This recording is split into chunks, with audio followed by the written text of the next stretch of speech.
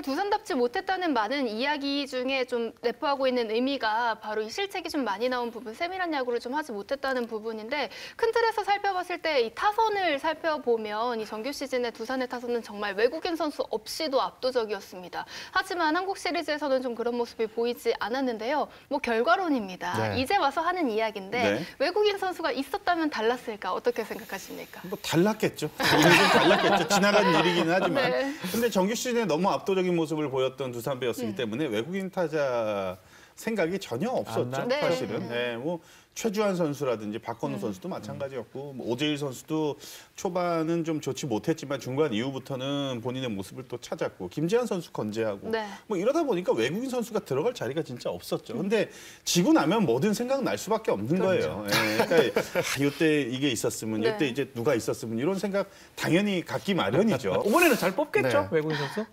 그거는 뭐 두산 프론트가 잘 뽑겠죠. 잘 뽑아야죠. 이런 얘기가 있잖아요. 잘 되면 부모가 100명이고 안 되면 고아라고.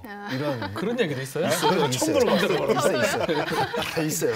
그러니까 지금 두산이 이제 실패를 이제 하다 보니까 여기저기서 막 이야기가 많이 나오잖아요. 외국인 타자가 없네, 뭐 이런 얘기가 나오는데 저는 사실 외국인 타자는 별 의미가 없다고 봅니다. 김재환 선수가 빠지게 저는 가장 크다고 봐요. 네. 그리고 이번 두산이 한국 시리즈를 치르면서 라인업을 보시면 양의지, 정수빈, 최주환 이 3명 빼고는 사실 제 몫을 해주는 선수가 없었죠. 보이진 않아요.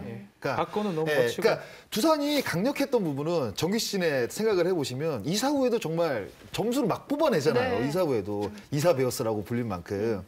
근데 흐름이 너무 뚝뚝뚝 끊겨버리는 거예요. 그렇다고 해서 이 세 선수를 같이 뭐 그 라인업에 묶어놓냐? 이것도 사실 가능하지 않은 상황에서 그러니까 팀의 중심을 잡아줘야 되는 김재환이 3차전부터 부상으로 빠졌다는 저는 이 부분이 가장 크지 외국인 선수?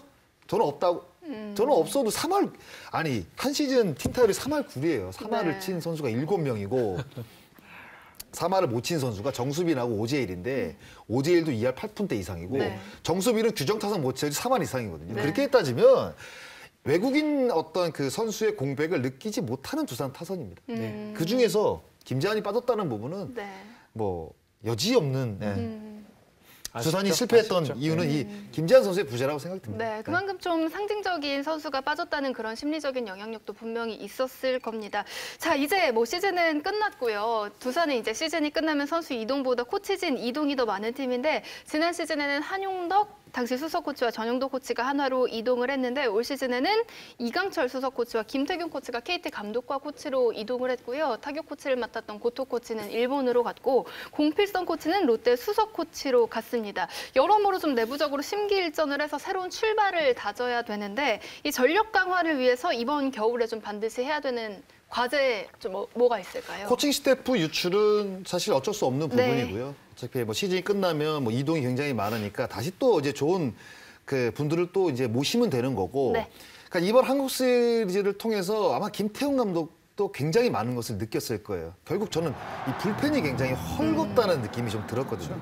그러니까 박치국 선수가 사실 그 올 시즌 어떻게 보면 풀타임 그 첫 해였는데 이번 그 한국 시리즈를 대비해서 좀 일찍 시즌을 마쳤단 말이에요. 그런데도 불구하고 한국 시리즈에서 정규 시즌에 어떤 보여줬던 완벽한 모습을 보여주지 못했어요. 김광현 선수가 빠진 부분도 있지만 그러니까 불펜이 헐겁다는 느낌을 굉장히 많이 받았어요. 저도 중계를 하면서 한독주로 넘어가기가 이렇게 힘들었나 두산이?